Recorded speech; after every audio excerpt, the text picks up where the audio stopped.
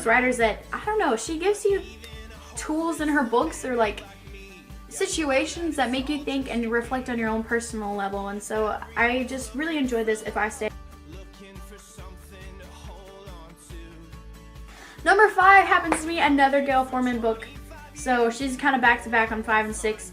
This one is Just One Day by Gayle Forman. I know I love this better than If I Stay because I loved, not only did she find love with Willem, she found herself.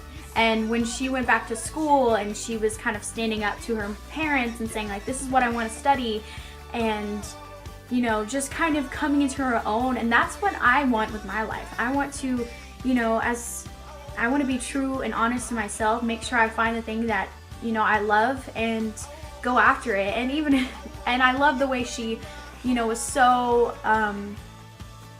determined to go back and find Willem and, you know, figure out what happened that night after he left her. And I was just so impressed by her and her, you know, determination to like learn the language and then go back and like be independent and trace back her steps and go on this European adventure by herself and kind of discover herself.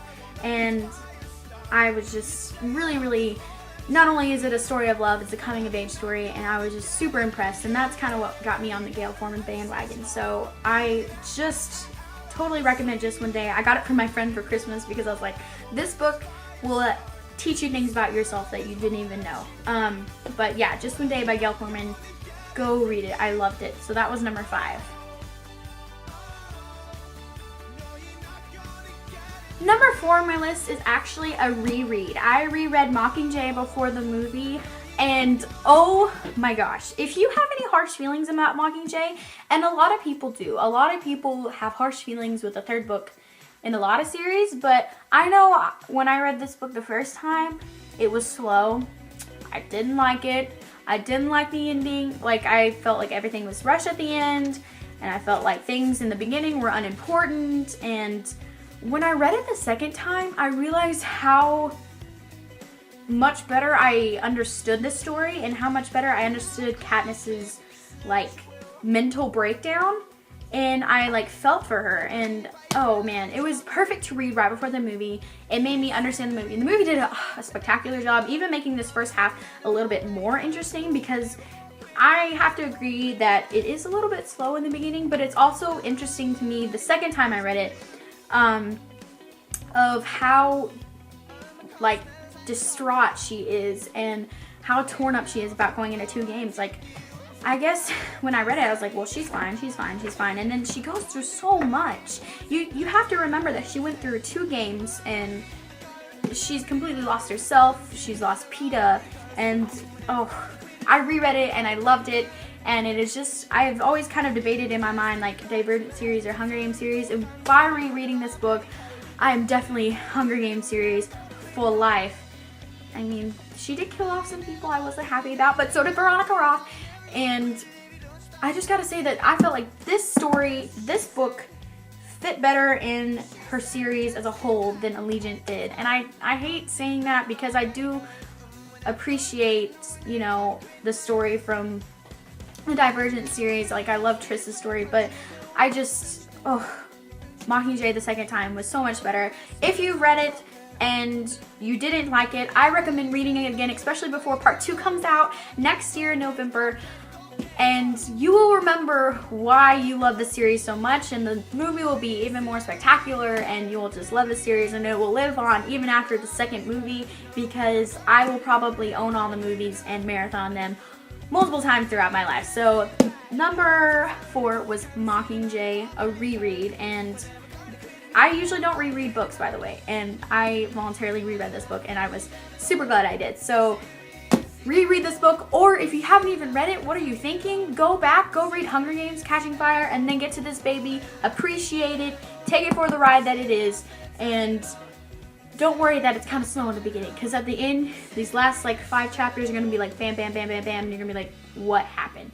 But go read them. Oh my gosh. Read it. Read it. Number 3 is Blood of Olympus, and it is the final book in the Heroes of Olympus by Rick Riordan. I just finished it last night. That's why I kind of have some luggage under my eyes. I am so sad that it's over. I cannot believe that I have finished another Percy Jackson kind of series. It's not really all about Percy Jackson, but I mean, Percy was in it, so. Percy is like my favorite hero ever.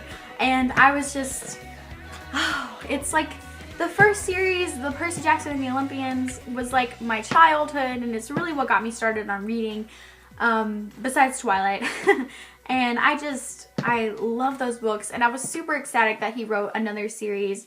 And even though the first book didn't have Percy in it, I still had hope for the series, and it ended up being a really good one. Not only did they, they defeated Kronos when he was like 15, and now he's like 18, and, defeating Gaia, or Gia, and, I just loved the series.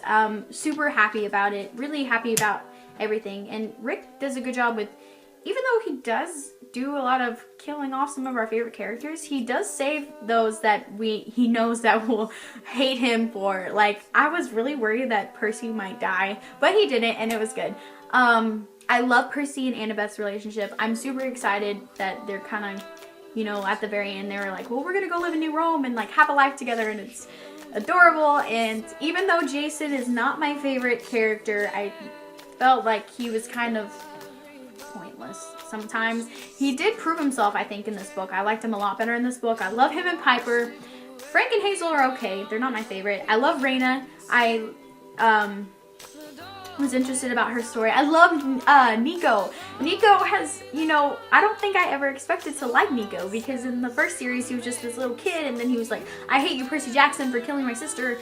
And you're just like, oh, he's just some Hades kid that holding grudges. But Nico ended up being a really important character, and really, one of my favorites. And the man who has my heart behind Percy is definitely Leo. I love Leo. Leo's adorable. I can't even talk about Leo, or like I get really excited, and like I love Leo. But I was just, Rick, you do some really good stuff. And thank you. I don't know if you'll ever see this video, but thank you for writing these books, because they have changed my life. They have changed my perspective of reading, and I now know so much about Greek mythology that it's ridiculous, and I love them. And I don't know if this is going to be the end. I'm assuming that it's going to be the end of Percy and Annabeth. We might not hear another story about them, but the end of the book kind of sounded like maybe there's a future, but I don't know if he's pulling one of those John Green things where it was like, okay, well, the future is for you readers to imagine, or it's like, psh, I'm writing 5 more books. So I'm hoping it's the 5 more books, because Rick, I will read them, even if it's Percy and Annabeth making pancakes for 50 pages, because I will read that. So yeah, Blood of Olympus, great ending to a series. Was super satisfied with the series as a whole, and sad to move on, but definitely makes my top list for top 15 of 2014. So that was number 3. 2 on my list is actually not one book, it's one series of about 6 books, and that is the Mortal Instruments series. Cassandra Clare has changed my life. I love these books. City of Bones was a little hard to get through, the first one, but as the series went on, it just got stronger and stronger and stronger. I hated when Jace and Clary thought they were brother and sister. That was not cool. But overall, the series is really, really kind of changed, also along with the Percy Jackson series, just changed my life and through book reading. So City of Bones, City of Ashes, City of Glass, City of Fallen Angels, City of Lost Souls, and City of Heavenly Fire. I read those when I was working in the snow cone stand in my town, because it wasn't very busy and I had nothing else to do. So the month of July, I just read that series. I love Simon and Izzy. I love Jason Clary. I love Alec and Magnus. I'm super excited about her new series that's coming out with the Los Angeles, is it Los Angeles Institute? The other institute. Oh man, I love these stories. I haven't read the,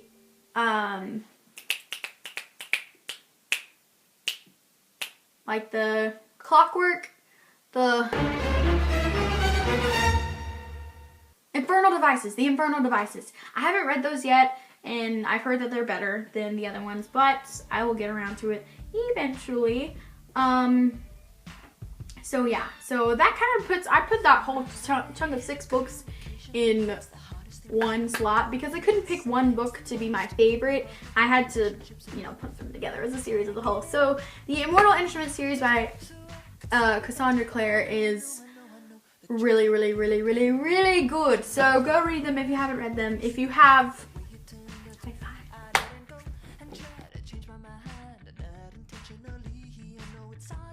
And finally, number 1 on my list.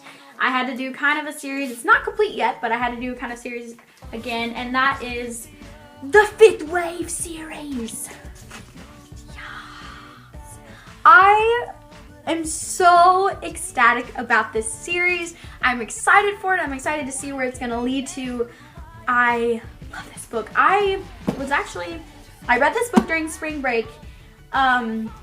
When I was supposed to be reading a book for my college history class. Shout out to my teacher. Thanks for making me read that. But I decided to read this instead, and I loved it. I love Cassie. I don't mind Zombie. I love Evan, and I hate aliens. Let's just say that I hate aliens, but this book is so interesting and so, you know, cool and different, and I just love the series. I can't even handle it. This is my new favorite series. It's gonna be up there. It's gonna be ahead of Divergent series. I know it is, because I hope that the 3rd book is satisfying as much as this one. I was a little disappointed with Infinite Sea. The only reason I was disappointed was because it was 100 pages less than the 1st book, and you usually don't see the 2nd book in a series be a less amount of pages, but the Infinite Sea was, you know, kind of was a filler. I was really excited to read it from the point of view of Ringer and meet new character like Razor, and I have so many questions now. I love this book, but I hate these books because Rick Yancey does a good job of making you second guess what happens in the book, because it's like you read something, and your mind understands it at first, and then as you keep reading, you second guess what you read, and you think, well, maybe he is alive, or no, maybe he is dead, and then he just throws you off, and that's what keeps me so excited about this series, is just kind of, you know, left with questions and left with wondering. Obviously my book's a little torn up because I let my friend borrow it, but I love this series. I am super excited about it. And I definitely number 1 on my slot of my favorite books this year. I don't know what else to say except go read these books. Don't be freaked out about the aliens. I promise they're not that weird. It's not bad at all. It's a great book. It's gonna be in a movie. It's gonna be made into a movie with Chloe Moritz Grace in it. Great. But I love these books. I'm so excited about where the series is gonna lead. I know I've said that 5 million times, but yeah, these books, they're on the money, kids. They're on the money. Go read them. Go read them. Read them. They're amazing. Read them. Read them. So overall, I had a pretty good reading year for 2014. I read about like 40 books. Some books I should have read because they were really terrible, but most of the books I read this year that didn't even make it on the list, they're on my Goodreads, but were really, really awesome. And I just have kind of discovered this new passion about reading. So it's a weird passion that even my friends don't understand, but that's okay. So yeah, so that's it for my top 15 of 2014. If you like this video, if you didn't like this video, let me know with a thumbs up, thumbs down.